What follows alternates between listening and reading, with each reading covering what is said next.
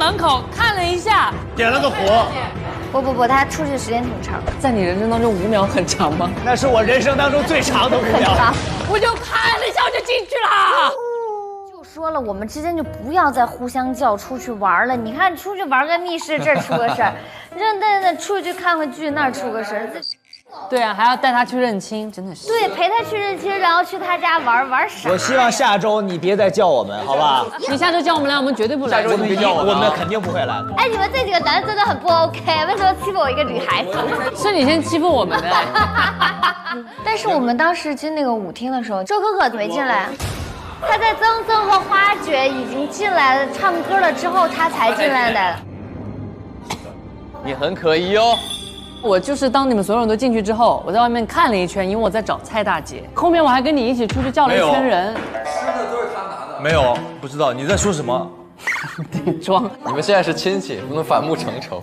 杀手周可可，你为什么这么无语？外甥，我刚才我想起来了，我在门口吃臭豆腐，突然间他过来从外边回来跟我说，哎，你看外边有2个人没进来，咱们把他给叫进来。让他们一起来嗨好不好？进来一起蹦呀！要不要进来一起蹦呀，大爷？你们先去吧。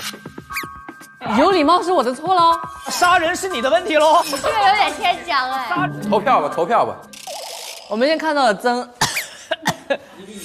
别哭别哭。然后我就是看了一圈有没有蔡大姐，没有之后我就进去了。进去我发现外面还有2个人没有进来，我就跟白三环说苦肉计这人。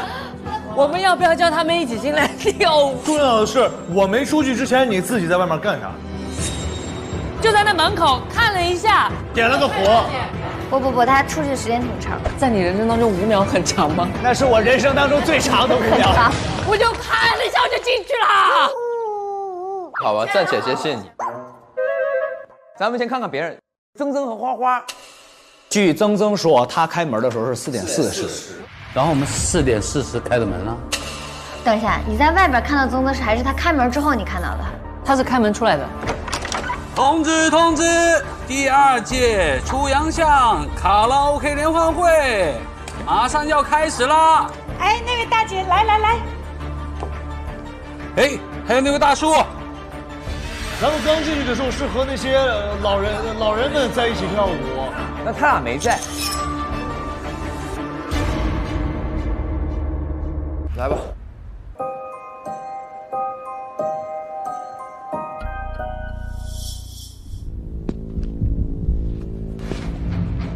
第一次来到这个公寓，就发生了这么蹊跷的案件啊！死者分别是老王和小汪，还是用了一个比较巧妙的作案手法。